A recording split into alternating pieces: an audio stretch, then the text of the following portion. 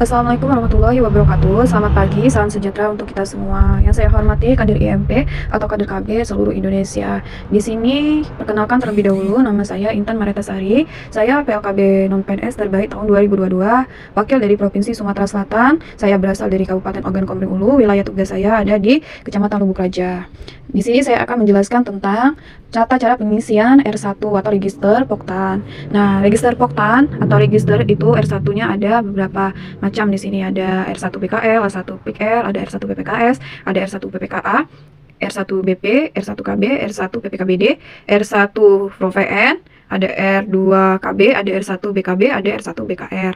Nah, kebetulan yang akan saya bagikan kepada kader IMP itu khusus untuk yang kader IMP itu isi. Yang harus kader IMP isi itu ada R1 Poktan, yaitu terdiri dari BKL, kemudian PKB, BKR, dengan R1 PPKBD, juga ada di situ PPKA dan R1 PKR. Itu yang akan saya bagikan kepada kader IMP atau kader KB yang ada di wilayah saya. Kemudian untuk R1 PKR itu akan saya bagikan ke wilayah yang khusus ada PKR-nya di Kecamatan Lubuk Raja.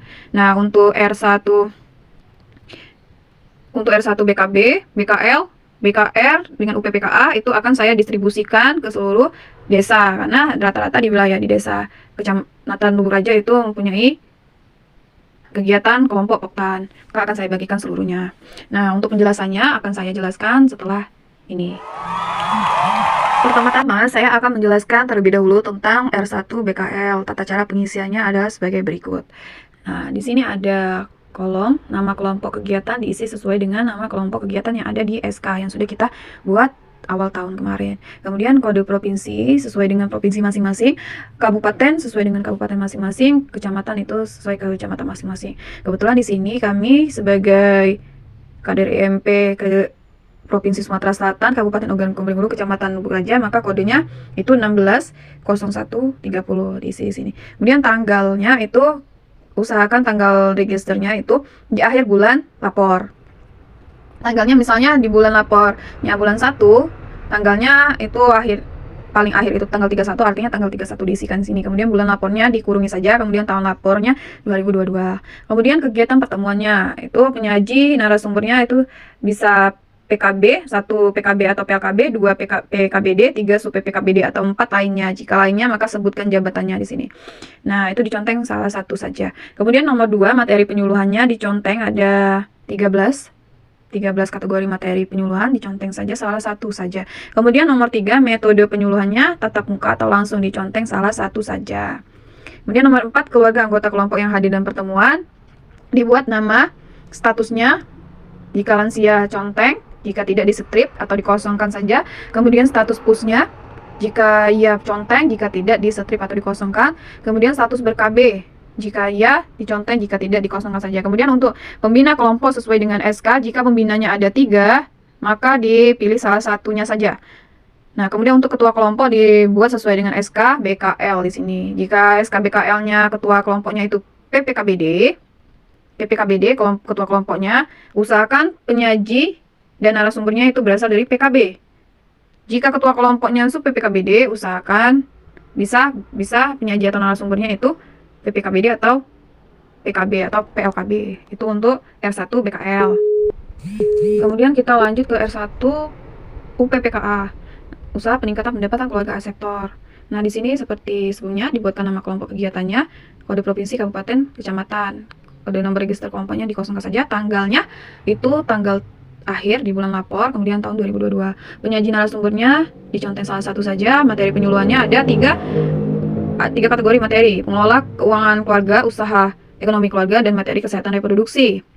Itu dipilih salah satu di antara 3 kelompok ini. Kalau untuk pengelola keuangan keluarga ada 4 macam materi, diconteng salah satu. Kemudian usaha ekonomi keluarga ada 4 macam materi, di materi kesehatan reproduksi 1 materi. Di antara 3 kategori ini diconteng salah satu saja. Jadi tidak usah diconteng. Misalnya di pengelola keuangan keluarga itu ibu-ibu conteng, kemudian di usaha ekonomi keluarga diconteng juga tidak, tapi diconteng salah satu saja. Kemudian metode pertemuannya bisa tatap muka atau bisa virtual. Kemudian nomor 4 itu anggota kelompok yang hadir dalam pertemuan. Di sini dibuat nama. Ini kan ada 35 kolom. Jika yang hadir itu 10, maka diisikan cukup 10 saja.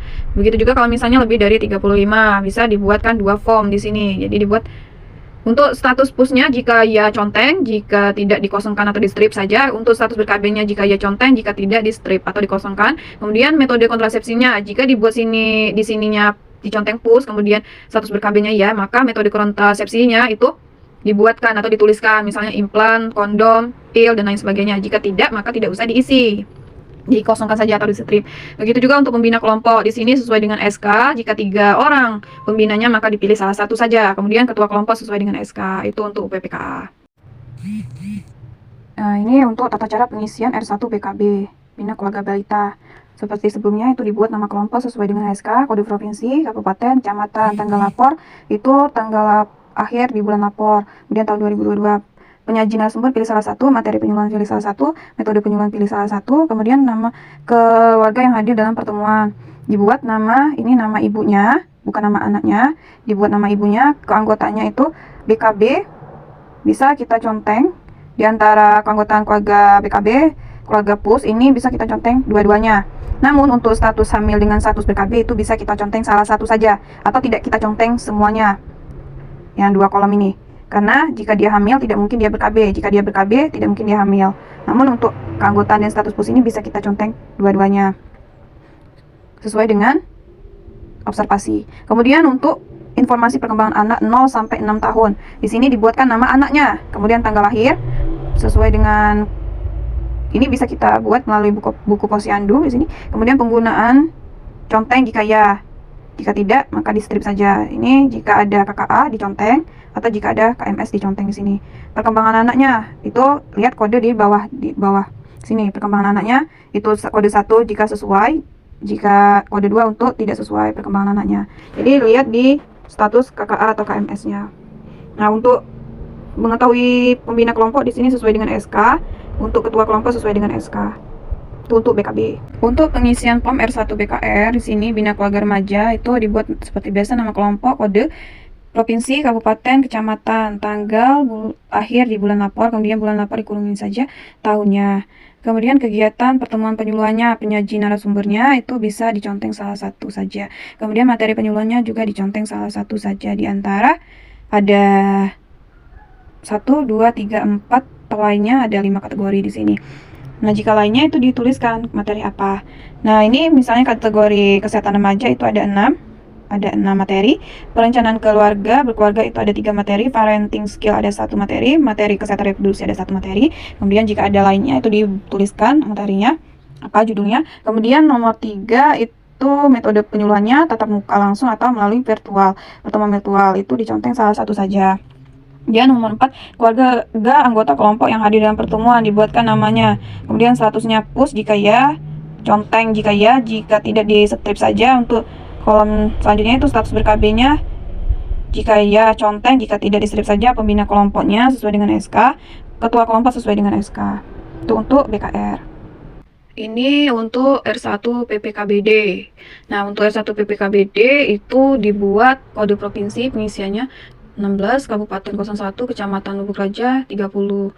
Nomor registernya kosongkan, bulan lapornya bulan berapa, tahun berapa. Kemudian di sini dibuat tanggal berapa, jenis kegiatannya dengan substansi kegiatan itu dilihat di bawahnya sini. Jika jenis kegiatannya dibuat kode saja di sini. Jika 1 itu pertemuan, substansi kegiatannya itu pilih salah satu, bisa penyusunan rencana kegiatan atau rakor, bisa pembinaan poktan atau monitoring dan evaluasi. Jadi misalnya kodenya dibuat di sini 1. Nah, substansi kegiatannya itu pilih salah satu. Bisa penyusunan rencana kerja, bisa pembinaan poktan, bisa monitoring dan evaluasi, pilih salah satu. Nah, untuk kode 2 itu pencatatan dan pelaporan. Ini ada 1, 2, 3, 4, 5 substansi. Nomor jika kodenya 3 itu KIE, itu ada 3 substansi. Nomor 4 itu pelayanan dan penggerakan, ada beberapa substansi di sini. Jika tidak ada pilihannya di sini, maka lainnya kodenya 5 disebutkan apa. Nah, itu untuk jenis kegiatan dan substansi kegiatan. Nah, untuk jumlah peserta dibuat saja jumlahnya saja di sini. Jumlahnya saja. Kemudian unsur pesertanya itu jika ya, maka dibuat diconteng saja.